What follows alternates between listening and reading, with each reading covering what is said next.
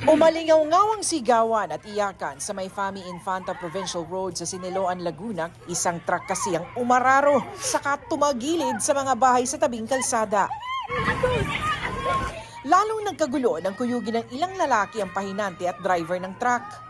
Sinubukang tumakbo ng pahinante pero hinabol din siya ng mga lalaki.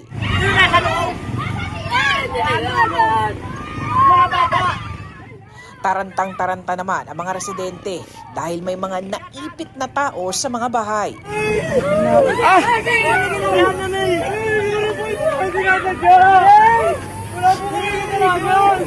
Gumamit ng payloader para maialis sa mga naipit na biktima at maisugod sa ospital. 2 ang nasawi habang ginagamot. 6 naman ang nasugatan.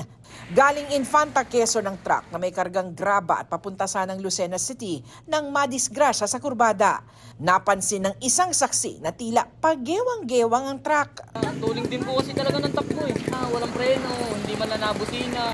Kwento ng driver ng truck, pababa na po sila, nawalan po ng preno yung kanyang minamanihong dump truck. Kaya ito ay kanyang kinabig at tumagilid. Tumangging humarap sa kamera ang pahinante pero kwento niya, nang basagin niya ang salamin para makalabas sa nadiskrasyang truck, pinagsusuntok siya at saka may sumakal sa kanya. May tumulong lang daw sa kanila kaya nakaalis at dinala sa pulisya. Sasampahan ng reklamong reckless imprudence resulting in double homicide, multiple physical injuries and damage to property ang driver ng truck.